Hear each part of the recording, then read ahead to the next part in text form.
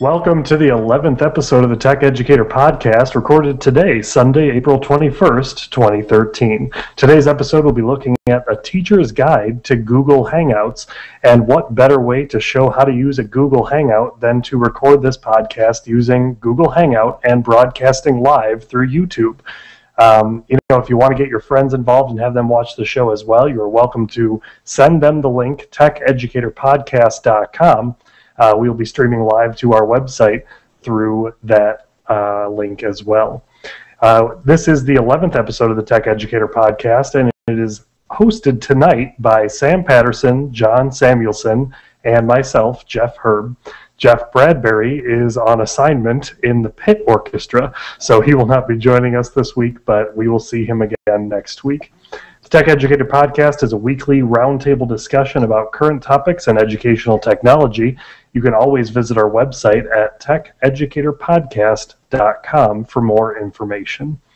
But before we get started on all the great stuff that we're going to be talking about tonight, let's welcome a couple people on the show. John Samuelson from Techlandia. How you doing tonight? I'm feeling pretty fine. I just want to clarify, Jeff Bradbury is not in the pit orchestra, as in like the Pittsburgh Orchestra. He's just in the pit at the orchestra. That's a good point. So there we go. Very well said. Thank you. I'm okay. Jeff, how are you doing? I'm doing great. It is nice to be here, and looking forward to talking about some Google Hangout stuff. I love the Google Hangout. You know that. I'm a big fan.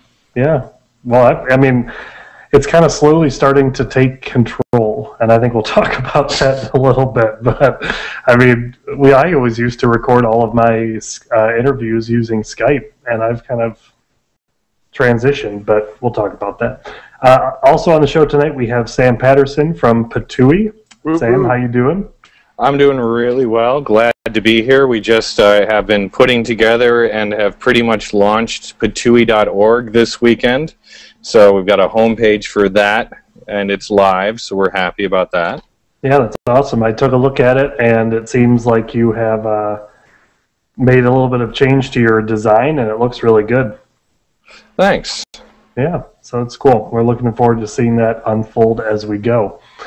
All right, so really the whole idea of tonight's show is based around Google Hangouts and how you can start using them with your students, without your students, professionally with other colleagues and people, across the world that have similar interests as you, just to kind of get more ideas and collaborate in a different way. As we go through the episode tonight, feel free to interact with us on Twitter. We have a handle on Twitter at TechEdShow, TechEdShow, and we also have a hashtag that you can always tweet to if you have a question or a comment. We'd love to answer your questions on the show as well, and that is found at hashtag TechEducator. So feel free to find us both of those places on Twitter, and we can make sure that we get your questions answered as we go through. But first of all, let's define what a Google Hangout is. Does one of you want to jump in there and just kind of give an explanation as to what that means? Yeah, a Google Hangout is a shared video chat, and what makes it different than just being able to talk to one or two other people in a chat is that you have a lot of tools available to you in the chat that are common to the users, and there's the ability to broadcast it out. So you can have a conversation and share that conversation live or recorded with other people later on. And we hope those features work, right? Right. I mean, as they're being kind of wonky today, but and I think one of the things that I like that they've done for Google Hangout is the On Air feature, where you can go ahead and it just uploads everything directly to YouTube. I think that makes it so smooth, and I think that's a feature that Skype doesn't have that the Google Hangout has, and I think it makes it a more useful tool. That's absolutely true, and I mean, we were kind of talking about that last week when we knew Jeff Bradbury was not going to be here. He's usually running, behind the scenes. It looks like he's just sitting there talking to everyone, but he's using Wirecast, he's jockeying screens back and forth. I mean, it obviously will look significantly better than tonight's show will, because he actually has all that training and knows what he's doing. But at the same time, we were able to just, sit in here together and throw this out on YouTube, and kind of, it will automatically mix our screens based on who's talking. And it makes it really easy to have kind of a Wirecast type look without having to drop not only $500 on Wirecast, but also have to be able to but also not have to know how to do that and be mixing it as you go. You can kind of focus more on your conversation too. So I absolutely agree that the on-air feature is really important, and it's why you're able to watch us live tonight without Jeff Bradbury here. Hey, we like to refer to Jeff Bradbury as the puppet master. Oh, I like that. He's like the Wizard of Oz, actually, pulling the strings from behind the scene. From behind the curtain. Yeah. That's good. Hey, by the way, I did watch. I know that you were at. You were probably stuck in the floods, Jeff, but I did watch when Jeff talked about podcasting on his show on Thursday night, and it was pretty good. He said he kept chatting with me though, and he kept saying, "I'm used to asking the questions. I'm not used to being the one being asked." I said, "Now you know how we feel." So yeah, I just jabbed him real quick. I said, "That's how we feel all the time, Jeff." That's perfect. But that was a good show. Yeah, I'm looking forward to catching up on it. I haven't actually watched or listened to it yet. It was a video show, right? Mm-hmm. Yeah. And they made a Google Doc, and they gave everybody a budget of $500 for what they would start if they wanted to start podcasting. It was pretty cool. It was interesting. Yeah, I'm looking forward to listening to that. I think it'll be pretty good. Cool. Well, before we get into more of the content, let's do a quick shout out to Rochelle Wooten. She's watching us live right now. Awesome. She is awesome. Always a big supporter for what we're doing on the show here, and also shares a lot of great information. So definitely check her out on Twitter. Her handle is @RWOOTENITS. Definitely give her a shout out on Twitter as well. All right, let's keep moving on. Let's keep talking about what we're doing with these Google Hangouts. Why do you think that Google Hangouts are great for educators? John, let's turn it over to you. Well, I think I guess I'll just use an example of what we tried to do this week on our. I had started up with the whole idea that I had been to ed camps and that I thought that they were a really good use, and I'm going to go to Ed Camp Waller here on Saturday, and so it's going to be fun. But what I did was we made a call out on Twitter, and we actually just took a half hour, and I found 3 educators that were on Twitter. I said, "Hey, why don't you come join me in a hangout real quick?" Why don't you come join me in a hangout real quick? I'm desperate for attention. Please, hang out with me.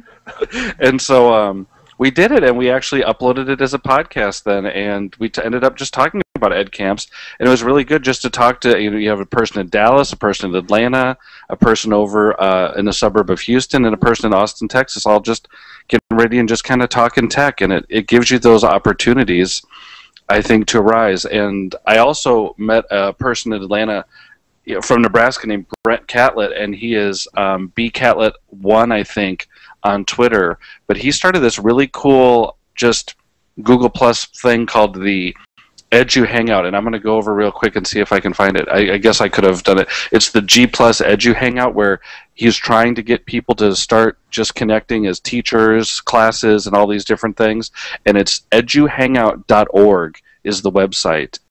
And it looks really good, and he's got about 300 people signed up, so it's gaining some steam and some momentum, and just talking about how educators can connect just this way. And it's good to talk on Twitter, but it's also good to see people and just kind of have conversations live, I think, is the benefit for it. So yeah. I really am enjoying the Google Hangouts. Yeah, I really like it. Oh, sorry, go ahead, Sam. Jump right on that and say that it was a good week for Google Hangouts in the world of the work that we do, because I had a Patui chat on Tuesday night was focused on responding to student writing, and we ended up with some really great people in the Hangout with us, a couple of whom I'd never talked to before. Megan Ellis and Tara Woodall were new connections for me, but they were having a really great conversation with David and I think it's Ryan in the Cal Ed chat group, and I basically hijacked that and said, "Hey, do you guys want to have a Patui on responding to student writing?" And I did a Google Hangout for that, and it was just an amazing conversation, and we were actually able to have that Google Hangout at the same time. That's very nice. At the same time, we were It's hard, isn't it? Yeah, no. There we go. We were able to have that Google Hangout at the same time as the Twitter chat, mainly because I'd programmed the questions for the Twitter chat into TweetDeck ahead of time, so they were going out in a timed fashion, and we were having the Google Hangout, and I was keeping an eye on the tweet chat window at the same time we were doing the Google Hangout. That's a really smart way to manage your chat, too. I hadn't really thought about the idea you could just schedule your questions and then just kind of sit back and make sure you're responding to everyone and not have to worry about your time frame, too.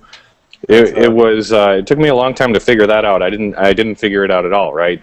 Darren Jolly, who's Dr. Jolly on Twitter, who is a major force in the standard-based grading chat, SBG chat on Wednesdays.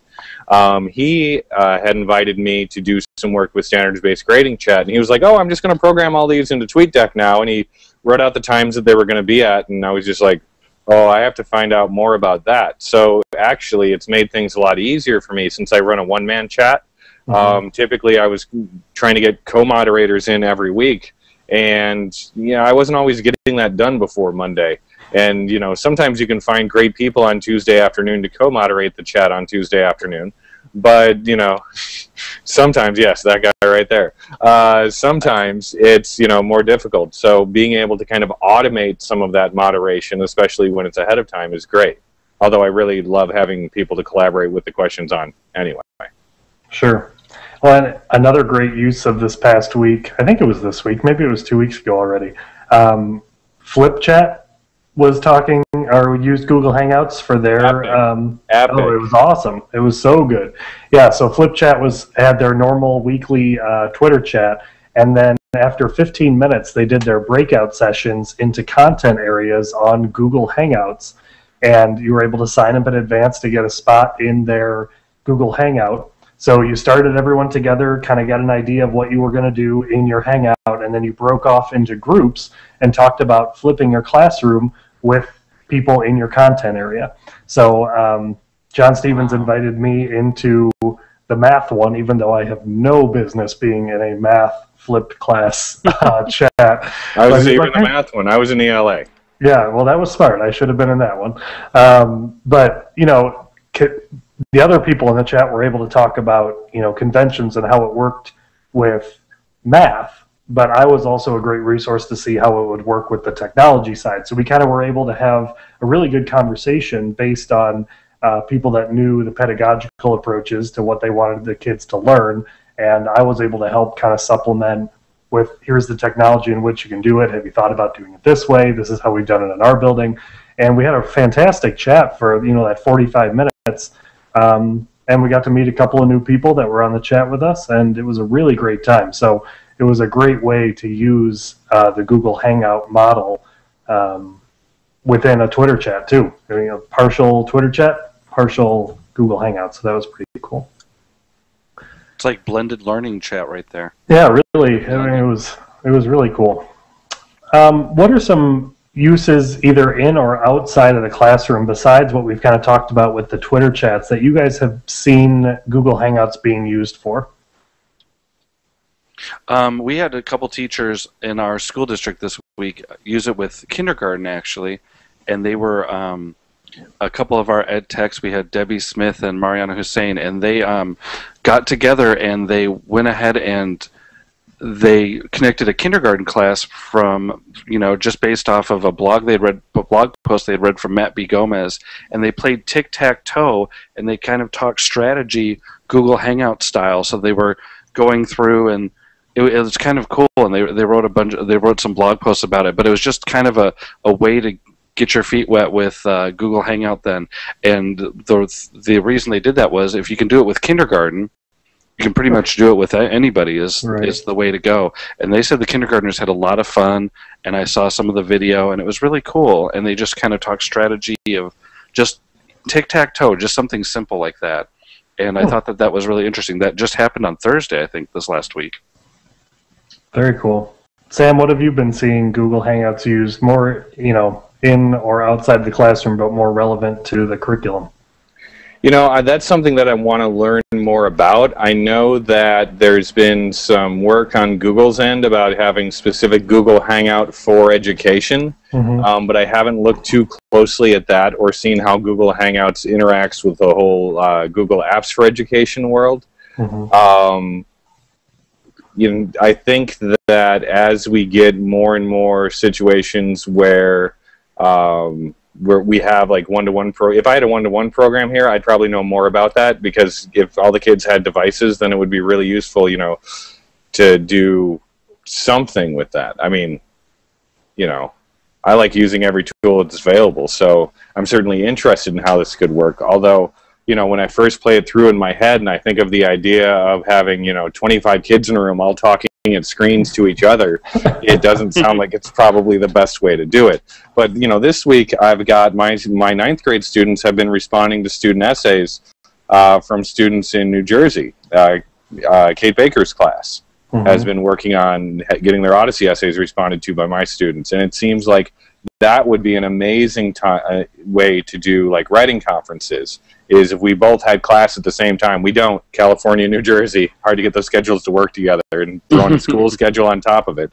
But, you know, we've been looking for that time because we want to put our kids face to face, right? They're interacting over these documents and they're sharing their writing with each other, but we really want to put them face to face, and Google Hangout allows you to do that in a way that's really hard to approximate otherwise. Yeah, that's a really good suggestion there too, of a way to use it, you know, that kind of stems from the curriculum. But I mean, I really do still see that as something that's happening outside of the class, because you're right. I mean, you don't want 25 kids in the classroom talking to each other through Google Hangouts. There's absolutely no reason to do that. They could just turn to each other and talk. But, you know, I've seen it used as more of like a supplemental tool in our building so far, where kids, you know, the teachers have been teaching the kids how to use Google Hangouts, and then the kids are going home and using it with their study groups or creating study groups to be able to go over content before an exam, or they're practicing speeches and presentations with each other. They can get, you know, 5 or 6 friends in the Hangout, and then they can each take turn giving their speech. They can, you know, critique each other on inflection and be able to see you know, facial expressions as well, because that's not something you can really judge yourself on, because you are either way too critical or not critical enough on what you do when you're giving your own speech. And then also, you know, we'll talk about it in a little bit when we get into the features of a Google Hangout, but they're able to collaborate on documents together too with the use of the Google Drive, and we'll talk about that in a minute. But I see a lot of uses for it, not necessarily inside the classroom, except for what Sam was talking about. I mean, I'm sure as this develops, it will grow. But it's, you know, it's so far just as a tool for students to kind of connect with each other outside the classroom. It's been really positive. So that said, let's keep on going. I'd like to talk a little bit about the getting started process, what you need to be able to get going with Google Hangouts, and some of the features that are included within it. Either John or Sam, do you want to talk about the things to know before you get started? Okay. Well, first thing you need, and you know what, I was going to ask you this because I know that Jeff is the master of knowing things. I might have to ask you something a little bit later about my YouTube account, which has now switched its name, and I'm like, I can't log into my YouTube anymore. It's weird. But the first thing you need is, I think that what they're doing is they're connecting your YouTube to your Google Plus. So the first thing you need is your Google Plus account. And that's where you go ahead and you get it started. You can make your profile. And I think that Google Plus really is, I'm not utilizing it as much as I would like to, but I can see that it's kind of gaining some steam with educators too. So I think it's really a good thing to do is use the Google Plus. I like that one. Sam's beating his head over this. I spent, I don't know, an hour yesterday trying to catch up on Google Plus. You know, by going backwards through the network to find somebody who had a list of California EdChat people, or I went to the California EdChat community page and I added. The community pages make me mad, I gotta say, right? Like, I'm setting up all of these different circles and there's a community page, meh. Right. But and I haven't figured out, it seems like sometimes I can find circles that I can copy and other times I can't. And I like that feature of Google Plus a lot, where I can take someone's whole sharing community and go, yeah, give me that. So I've got a professional. Oh, I didn't do that. That's cool. I've got a professional educator circle on my Google Plus thing that has over 11,000 people in it, right? Right. So it's nice to be able to have kind of a huge window that you can blow out like that, but also kind of hone in smaller circles. But I'm still at the point where I'm building that and waiting for its efficacy to be proven to me. So I end up a little bit about the time I put in catching up because I don't still see necessarily that it's useful. Yeah, I can see. I mean, I guess maybe my problem is I'm just so used to Twitter. On some of the things, I'm a little reluctant to go over to Google Plus, but I do like the circle feature, and I didn't know you could copy a whole circle and just yank a circle over to and bring it into your own feed. That would be kind of cool. I have not looked at it as much, but that's one of the things you need to start your Google Hangouts is you definitely need your Google account, and I think that's the first place you start, and then you go ahead and. I mean, once you get a few people in your circles, I mean, Jeff, don't you have to have people in your circles first before you just start randomly hanging out with people, right? You just can't be like, ooh, spin the wheel. That's called something else, I think. I mean, surprisingly, I don't think they have to be in your circle to invite them to hang out. You can't obviously force them into your hangout. Right. But in my experience, if they're not in your circle, it sends them an email. Correct. Right. So you have to at least have their email address. If you have their email address or have connected with them over Google Chat. Because if you're connected with them over Google Chat, it'll allow you to do it also, even if they're not in your circles. Okay.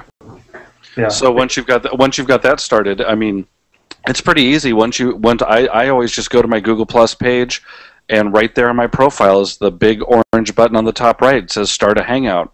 And then once you hit Start a Hangout, you can have the option to go ahead and add in those people. Usually I have a nice list of people for my circles with their picture. I can see that Jeff Herb and Sam Patterson are on there. Then I can just click on their picture. It auto-populates. And then really the big decision that you have, and it's kind of a harder button to find is, do you want this to upload to YouTube? Do you want to save the conversation? Because then you would go into the middle and click your On Air, and click the On Air button, and it'll give you a little warning and say this is going to be broadcast and blah blah blah blah blah. Or you can just not hit that and you can just hang out like a regular old Skype call then. But I think that's the big issue is once you hit the button, and it's kind of a little it's a smaller button, but right in the middle of the thing it'll say, do you want to hang out on air? And then you say, okay, got it, thanks. Right. And then once Jeff, Sam, and I came into this conversation, it just says, warning, this is going to be hung out on air. Do you understand the terms? And you say yes, and then it lets you right in, just like a regular old hangout. And it's pretty simple, I think. Yeah, I'd say it's pretty simple. And I mean, going back to your little critique about Google Plus, both of you, I think that really the only time I use Google Plus is to get into a Google Hangout lately. That's hands down for me the best feature about Google Plus. Right. It'll be interesting to see what kind of form it takes and how people end up using it as it matures a little bit. But John, I'm like you. I got started on Twitter, and I don't anticipate dropping. If I have time to spend, I'm going to spend it on Twitter. Right. That's kind of why I'm. I agree. Well, and that's saying a lot. Right. That carries a lot of weight. That endorsement right there. Yeah. But I'm with you. I look on it and I get the Google Plus notifications, but it's I don't know. It's hard for me because I've got so much invested in Twitter. Do I spend some time going over to Google Plus? I don't know. Right. I can see it happening maybe in the future, but for right now, I'm just going to stick with what I know. Yeah, I'm with you. We had a couple comments from our hashtag on Twitter. Lori Roberts mentioned that, this was kind of going back to what Sam had mentioned. She got one of her former coworkers to use Google Hangouts to counsel on writing with her online students with documents. I think I butchered the heck out of that tweet. Sorry. Let me try that one more time. I got one of my former coworkers to use Google Hangouts to counsel on writing with her online students with documents. So that's a really great use, and I think it's awesome to be able to bring in all of these other people as well, people that aren't necessarily in education, to instruct and to give feedback to the kids that will it maybe end up going into that field, or have a specialist come in to talk about what you're talking about in the classroom, is a wonderful way to use Google Hangouts as well. So thanks a lot, Lori, for letting us know about that. Rochelle also talked about how they're using Google Hangouts to record them, and that's going along with the on air that you were talking about, John.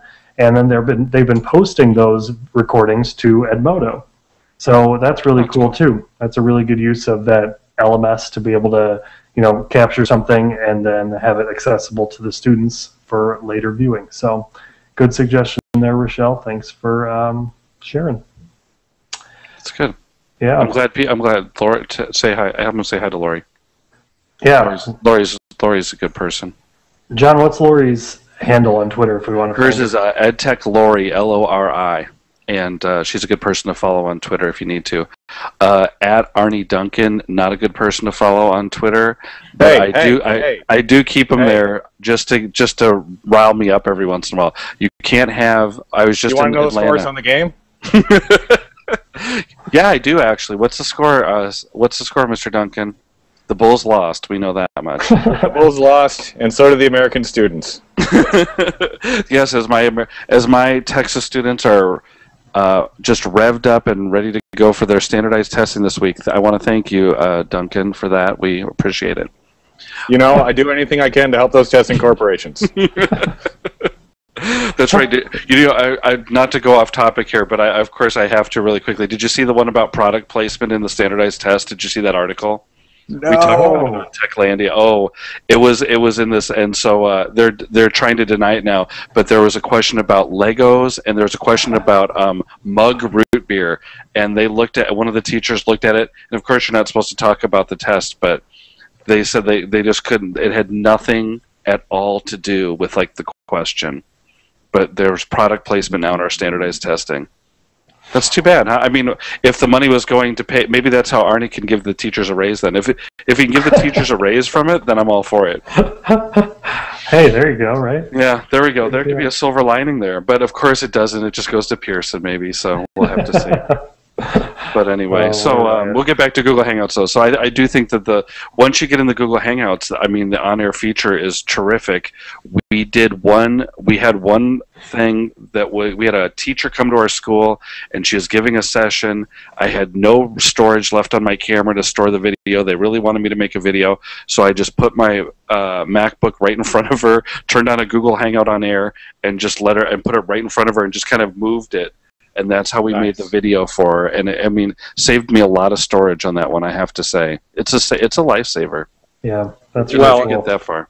And it's one of the things I really love that's happening with a number of different formats and tools is the Google Hangout on Air. It gives you an embed code right at the beginning that you can easily place onto your web page, and then it automatically replaces that live broadcast with the processed video afterwards. Oh, cool. So, yeah, one of the most difficult things, I think, for teachers in video is this idea that I have to know something about, encoding video, and I have to, watch my machine do it for 3 hours afterwards or something. But this is literally, you just start it, you stop it, it's done, you go. And the most, if you can copy an embed code into a blog post, you have all of the technical know-how you need to make a Google Hangout on air work. And if you don't know how to do that, we can show you. Absolutely. Yeah, I mean, just to say how easy it was, there is a link, like Sam said, I pasted it into the Tech Educator Podcast website, had it up there, it's in the sidebar. If some of you found it that way, that's great. But literally 30 seconds worth of work getting that stream onto that website. Jeff, do you want to screen share that real quick? Because that link's still at the top of your screen, isn't it?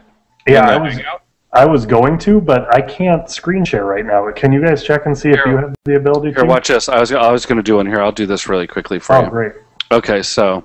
Maybe it's because I was just going to show. Okay, so here I'm going to show mine really quickly. So here's what happens with my YouTube channel, basically, and this is the podcast that we did last night.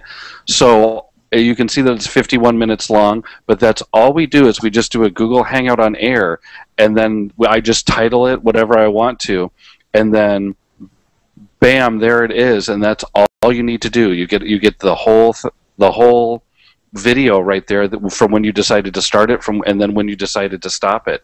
And it's really handy for me because then you can see that here's the one we did, the random one where I called out to Twitter on Google Hangout. I called that one crazy because I thought I was kind of crazy. But here's all of our podcasts right here. And then really all I have to do is, for some of them I leave them public, but I mean really I just go, and if I don't want anybody else to see them, I can just go unlisted like that, save the changes, and then you've got it unlisted then.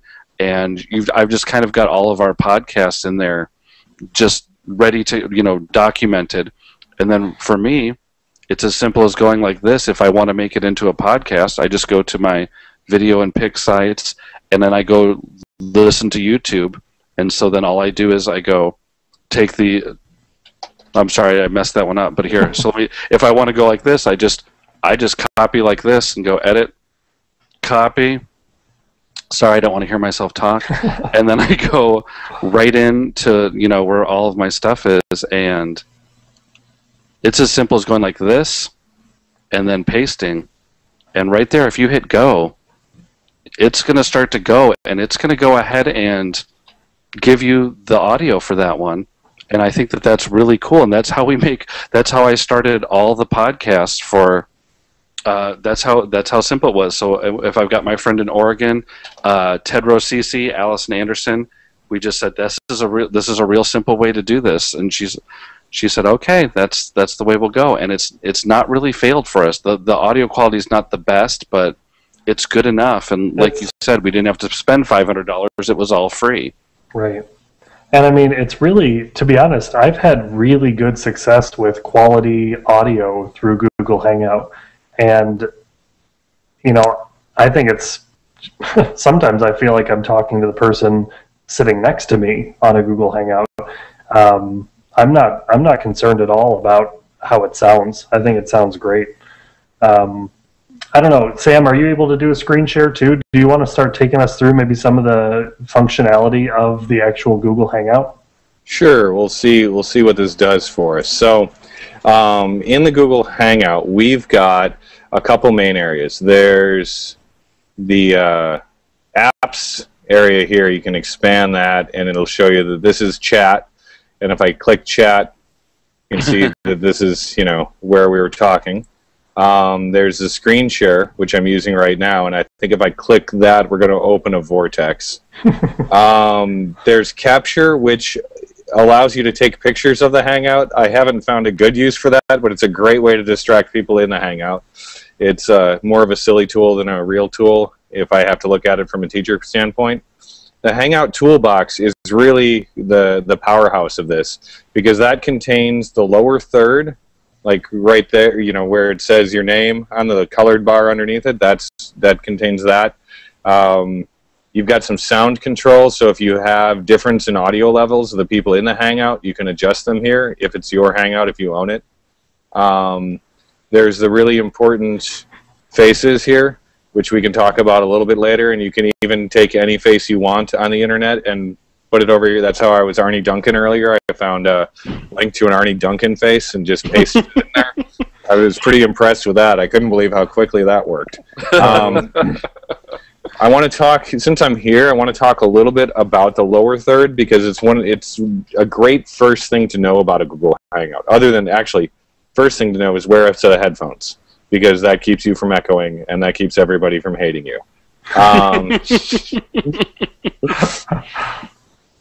But in the lower third controls, you've got, you start with it off, and this is all editable, and you can put in your name and your Twitter handle, or, the or Tech Ed Show. What are we? Tech Educator? Tech Ed Show is our hat, and is our at, and our hashtag's Tech Educator. Oh. See, it's important that we get those so they're easy to remember. And my audio might have been a little clippy right there, because they have a new tool on Google Hangouts that turns off the sound when you're typing, which is great sometimes, unless you're like one of those people who talks and types at the same time. So I've set that up. I've got my name. I've got what's going to be underneath my name. I've got the color selected here. You can browse, and you can, well, I don't know what that does. Can I put a graphic in there? I don't know. I don't know. Yeah, Okay. what you do is that will put like a little square picture right on that little left side of your name, basically. I can do that real quick for you. Here, let me see. I'll go to mine. Okay, so I didn't Keep realize going, and I'll that. choose my file. Let's see. okay, and so you can do that. You can change your color here to whatever color you want it to be. We'll go some sort of orangey kind of thing here. There we go. And then you turn it on. And then I can go off of screen share, and you can go back and see, hey, there's my Patooey duck. Cool. That's cool. It actually worked. That's really cool. Wait a minute. That's really cool. So that allows you to put that in there. And the lower third just gives you, some way of saying this is who I am, which is really important because later on someone might be watching this from any number of links, right? It's on YouTube now. It's going to have a description. It's going to be findable. So you want to make sure that if somebody needs to follow up with you afterwards and say, hey, I really have a question about that thing you said on the Hangout, they can. Because we can't all be in the room at the same time for the conversation, but that doesn't mean we have to miss out. Looking at some of the other apps that are available, there's Google Drive, which allows you to share and access files, and I think either Jeff or John is going to talk about that in a little more detail in a minute here. There's a lower third app here that's outside. It's the older lower third app. The newer one is here inside of the toolbox.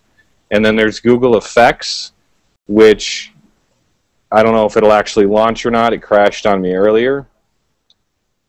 Yeah, this isn't looking hopeful. I think they've just updated something because I'm getting these alerts that says update the plugin for Google Hangouts. Like it keeps streaming across the top. So I think that plugin was just updated probably right as we started the show because things were acting weird. So I think that's what it is. Yeah, under Google Effects, the faces over here I think are kind of new. And under Google Effects, there's silly hats and mustaches and the Mr. Mechnology sound, which I don't have it up because I have Mr. Mechnology. Yeah, and there's even a link to YouTube. And what's nice about that is you can actually preload a YouTube playlist, and people in the Hangout can add to that YouTube playlist.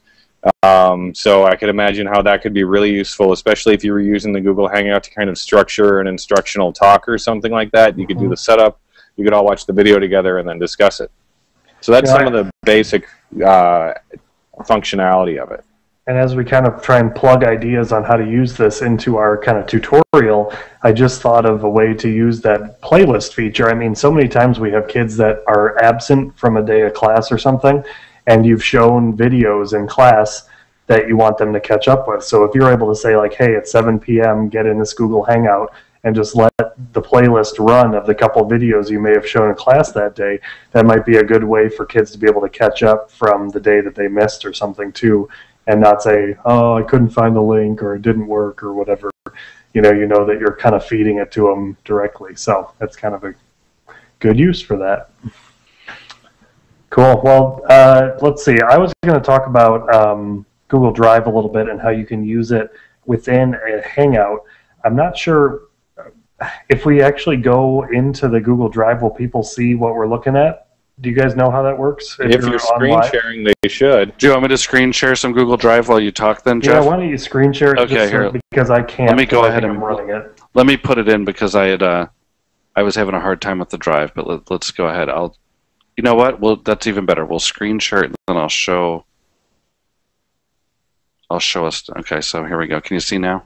So you're in the Hangout there, right? I'm in the Hangout there. Okay, so let me widen my screen here. Okay, so there we go. Okay, go ahead and talk, and I'll try and show you some. Cool. Okay, so what you're seeing right now on the screen is the Google Drive within the Google Hangout. And as you can see on the left-hand side of the toolbar, Google Drive is one of the options. When you click on it, it will load up your Google Drive with all of the documents that you have within that drive.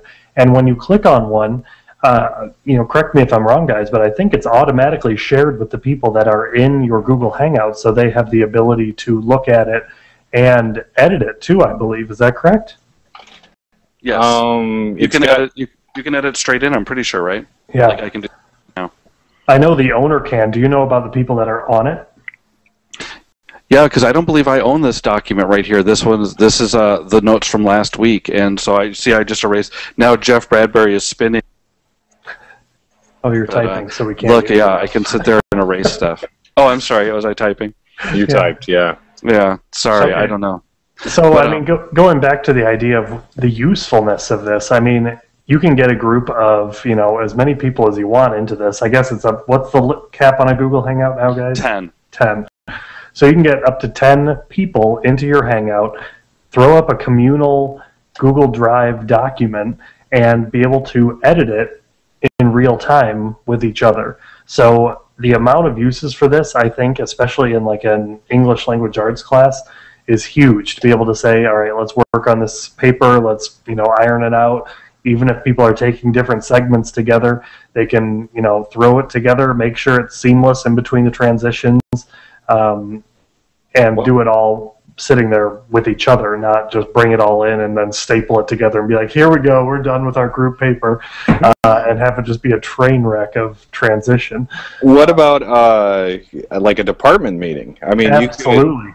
Yeah, because there was a question that just came in from EdTech Lori asking if any of us have used Google Hangout for professional development. Rochelle has responded that they're using it for their the teachers in their Apple Academy.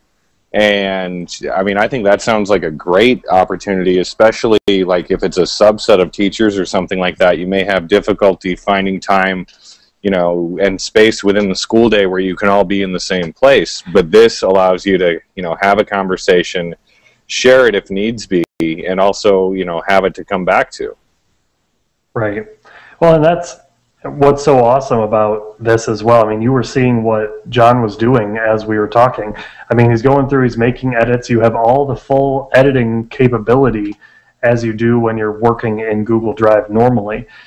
And you can create tables, you can do all that kind of stuff. And so I think you're absolutely right, and I think Rochelle's right. Or did EdTech Lori, is that who you said brought it up? Has anyone been using it? Yeah, Lori asked the question, Rochelle responded. When are we having Rochelle on the show? Yeah, bring her in. Rochelle, what are you doing next week? Yeah, join us next week, Rochelle. But I think it's really a cool tool that they've implemented, because not only do we like Google Drive as it is, but to be able to add an extra layer of collaboration to that Drive functionality using the Google Hangouts, I think, is what sells it even more. So one of my favorite features about Google Hangouts, besides the Hangout itself, is the functionality involved with Google Drive too. So definitely something to point out. Thought it was worth bringing up. Let's see, what else do we have on our list of things to make sure we highlight, guys? Well, I was going to say, one of the things, and we did find this out just yesterday, when Sam was talking about the Hangout Toolbox, it did used to have sound effects, but they have taken those sound effects out. And we were just saying on Techlandia 19 that how the effects in the Google Toolbox they don't really work right away after you press the button. There's kind of a delay, and so that's why we use Google Effects. And all of a sudden this week they took the sound effects straight out, and there were about 30 sound effects in there. That'll teach you to complain. I know. I hope they put them back in. I mean, if they fixed them, I would use the Hangout Toolbox all the time for the sound effects. But otherwise, we're going to have to use Boss Jock. That's right. We'll have to put them in, or I'll just have to hold up my cell phone to the microphone then and use them that way. But right. So I'm hoping that they bring that back in. That would be a nice feature to bring back in. But I think that's basically how we use them, Jeff. Those are the only ones I use: Hangout Toolbox, Google Effects, Lower Third, and Google Drive. Those are your main ones, and the screen share. And screen share, we did a nice job demonstrating by actually using it. Right. It's as simple as literally clicking screen share. It'll show you a list of open windows on your computer, and then clicking one of them will enable that screen to be shared with everyone else in the Hangout. We can't really show you because the screen share doesn't happen until you click on the window itself that you want to share with people. No, I can't share my screen share. Oh, Sam, wouldn't be a show without you. I don't know if you can turn that option off, but as a teacher, I sure hope so. Yeah, right. You provide limited. That's actually an interesting point. I wonder if they will let the creator of the Hangout start limiting what apps can be used within the Hangout. I don't know. Because I mean, I can imagine if we were using this in my class, I would have to be willing to give up several times of this before those wore off enough novelty that the students were actually engaging in, you know. Oh, absolutely. Like, 5 points off for rage face. Absolutely. What about troll face? 10 points off. Rage face. Assigning some sort of point value to the faces. I like that. Yeah. How much off for Arnie Duncan face? Yeah, No, that's extra. Yeah. That gets extra credit. Oh my gosh, wait, I just got a text from Jeff Bradbury. He is now climbing out of the pit to try and come and save the show. Oh my goodness, what are these guys doing? Oh no. Thank goodness has we're anyone, using it. has anyone added extra apps? It says view more apps. Have you done that before? What's available? I mean, all right. So the ones that I have, Ping pong. okay, and Scoot and Doodle is one that's kind of cool. Do you want me to show you that one? That was one we went over on Techlandia. Here, let me. It is downloading everything right now. Let me screen share with you real quick. Okay, so this is I have done some more apps. So watch this one. If you download Scoot and Doodle and you start, you can go ahead and draw within the. They give you a challenge every day. It's kind of cute, and then you can just go ahead and you can draw in there. But if you had that installed, you could also go ahead and draw with me. And Allison and I actually made a drawing for Kurt for his 40th birthday. Kurt Rees, our other host, and it's pretty funny. And so you've got a challenge you can go to. You've got stamps you can use. So there's some free stamps, and then you can go ahead and stamp them. We made a picture of Kurt on the beach because that's where he was, and this is how you do. You can make him large or whatever, and that's what we did then. So you can sit there and trash it out. But that one is Scoot and Doodle. That's one we talked about, and then there's also a SlideShare one, and then here's the YouTube one, and then Symphonical is also just like a digital white. Oops, it's going to come out of there now. Oh, see, I think everything is being kind of wonky because it's going through and... I really do think that we jumped in right as they updated something because I've been getting a couple of update banners like, update this plugin for Google Hangouts. So it's been pretty interesting. But so anyway, those are some of the ones, the Scoot and Doodle, and then the Symphonical I have in front of me now. It says, organize your tasks on a whiteboard, perfect for teamwork. So Symphonical is just another one that kind of goes with the professional development model that EdTech Lori was talking about. Very cool. Yeah, so it's interesting. I have added some, but not as much as I probably should have, I guess. In a lot of ways, we've talked about some of the real basic functionality of Google Hangouts here, right? It's that shared video and audio space. There's a lot of just kind of built-in tools to help you clearly label who you are, to share a work document of one type or another. There seem to be, like, I was looking through the apps, there's something called, like, Story Time, a story for before bed for Google Hangout, and I could imagine, like, I don't know what that's for, but it's pretty easy to imagine that it's a shared space where if you were reading someone a story over Google Hangout, you could show them parts of it there or something. It seems like there's a lot of potential for this, especially in that just the flexibility. This is a video recording tool that lives online, auto-encodes video, auto-saves it, and just loads it into your YouTube channel, if nothing else. I mean, even if you don't know how the embed feature works, you can create this and it's stored in your YouTube channel. So if I'm a teacher and I'm asking students to do group work and then turn it in, I can get some evidence of it if they send me their Google Hangout video. Right. And that's a really good thing to bring up because, yeah, we've had a little fun with, the faces and the lower thirds and showing screen share and all that kind of stuff. But if you're interested in just getting a few people together, having a conversation and saving it, guys, what is it, 5 clicks to make that happen probably? Right. From start to finish. I mean, it's amazing. And so you don't have to be a YouTube master or a Google Plus master to be able to do this. Just like Sam said, you come in, you start a Hangout, you get the people in there that you want, and that's basically knowing either that they're in your circles or knowing their email address, and it just kind of all comes together, and it's a really cool deal. So we have showed a little bit of the extra stuff that goes along with it, but at the same time, you can get by doing a full Google Hangout with almost no expertise required at all, and that's what's so cool about it. Anything last minute, guys, about Google Hangouts that you want to share before we sign off? Here, I do. I'm going to say that what I thought was kind of interesting, and I know I've been talking about EdCamp Starbucks a little bit, shamelessly promoting the Starbucks empire and probably urging millions of people to buy more coffee.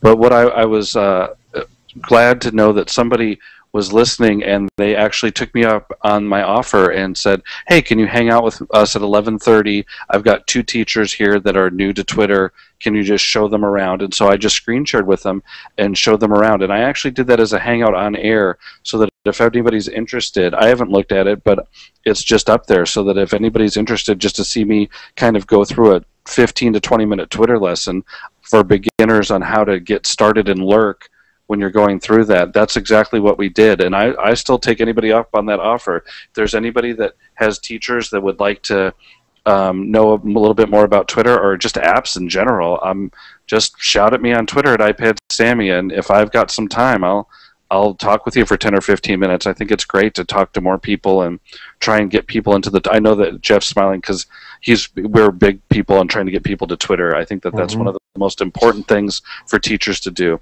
Sam as well. I mean, I know that Jeff made his video though, so that's why I said Jeff. But Sam feels the same way. I know he does. Yeah, and he wants to get all puppets over to Twitter as well. Yeah, That's right. as soon as those terms and conditions allow inanimate objects to be on Twitter, man, Sam's Let's just stop right there. Not safe for work is just around that sentence. Oh, that's great. That's funny. Yeah, well, that's a really great idea that you have about EdCamp Starbucks. I think it's awesome, and definitely people should take advantage of it. I've actually seen it tweeted out a couple of times with a hashtag that was like totally random. Like, oh man, no way, John Samuelson started that up. That's so cool. But it's really cool, and I am a big proponent of getting people onto Twitter because I've seen the power behind it and what you can really do with the information on there. So, definitely a good thing to bring up. Sam, anything from you that you want to bring up? Just in general, well, just in general, no. A big week for Patui. We actually have a website together, so we're excited about that. And that's important because we have no idea what we're talking about this week. So it's really important to look good.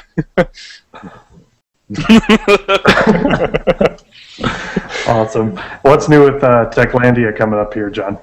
On Techlandia, we just uploaded the new episode. It was episode 20, and we talked about a bunch of cool things about apps and people to add to Twitter. I think we're going to I'm going to be at EdCamp Waller, so we're going to take next week off, but I do have an interview with Brad Wilson, who did Write About This, a teacher who invented an app, Write About This, and I think I'm going to upload that one tomorrow, actually.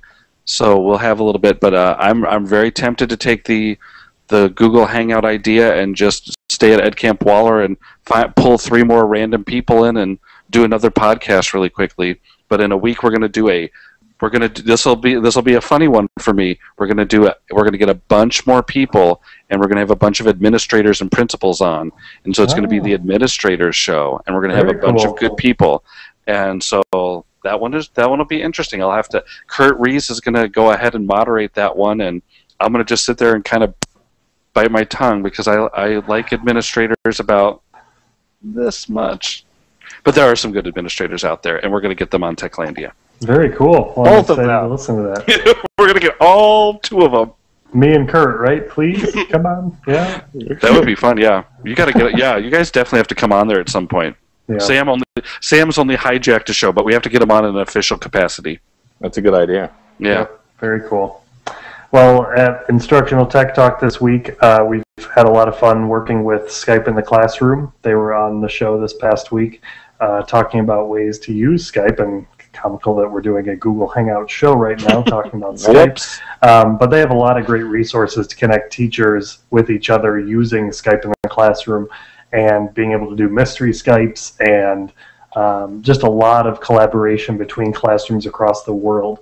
And we had a lot of fun talking about what those opportunities are and how to get involved using them. So definitely check out the episode of the Instructional Tech Talk podcast. You can find it over at instructionaltechtalk.com. And yeah, just excited to keep sharing out posts and all that good stuff. Where can we find Techlandia and Patui? I know you have a new website, Sam, but Patui, we are at patui.org. You can also find us at mypaperlessclassroom.org. Great. What about you, John? Well, I'm really actually thinking, I've been thinking a lot, and we're going to take iPadSammy.com and redo it so that we can get Techlandia episodes up there. We have the official Techlandia page, but old Sammy hasn't worked on it for a couple months, so I'm going to sit down this week and get it to be legit. We've changed around. We have our Learnist boards. But really, if you just type in Techlandia on Learnist, you can see all 20. We have all 20 episodes all linked up right now. I was going to say, you need a website with a Learnist plugin, man, because yeah, I know, right? You guys are working that Learnist board. I think it's a great website. And is that all Allison? No, you know that it was Allison did this last one, but it's great because you can just go Kurt, Allison, collaborate, and we can all edit each other's ideas then. So Allison did this one, but then I changed the title of it since I am the official host of the show. So I guess I took. She always types in something funny, and I like to keep the Learnist boards, the description the same, so I just copy and paste. And she was typing in something about Starbucks and Justin Timberlake. I'm like, I changed it. So Learnist is really a great site. I think it's worth a check out. But if you type in Techlandia, it's Kurt's made a few, I've made a few, and Allison's all made a few. It's good because we can just go, you do it this week, and if anybody has any links else to add, they can just add them right in. Very cool. Well, that's a great way to do it. As we close out, just one more thank you to Rochelle Wooten and Lori Roberts for interacting with us on Twitter tonight as the show went on. Always appreciate the extra comments, feedback, and questions as we go through. If you joined us late, I saw a few people have joined in, halfway through, partially through. Just want to remind you some of the ways you can interact with us throughout the week and watch us live every week. We record our episodes live on Sunday evenings at 7 p.m. Eastern. You can find us on TeacherCast.tv usually. We're not there this week because Jeff Bradbury is out. But most of the time, we will be recording live at TeacherCast.tv, or you can find back episodes at TechEducatorPodcast.com. You can also find our voicemail if you want to call into the show, leave a message with something cool that you're using in your classroom using EdTech. It's TechEducatorPodcast.com/voicemail. You can always leave us feedback through our email account, feedback@TechEducatorPodcast. Our Twitter handle is @TechEdShow, and our hashtag is TechEducator. Lots of ways to get in touch with us. If you remember at least one and use it, that would be awesome. Anything else for the good of the cause here tonight? Is this the Teach Like a Pirate chat? No, that starts in about an hour. You're just a little sorry. TLAP. Hashtag TLAP, right? Yeah, that's it. How did the whole Teach Like a Pirate thing, did I miss something with that? How did the whole Teach Like a Pirate thing, is it a book? What is it? It's a book. Is it okay? It's Dave Burgess's book. Okay. I keep seeing the Teach Like a Pirate. I was always like, what? Wait, that's how pirates are kind of horrible people. You know what? I come to think of it, I have kind of taught like Captain Jack Sparrow, and I do keep the bottle of Jack Daniels in the file cabinet in the secret compartment. So still alive. Still alive. Oh, we're still alive. Sorry. Just kidding. Wink. All right.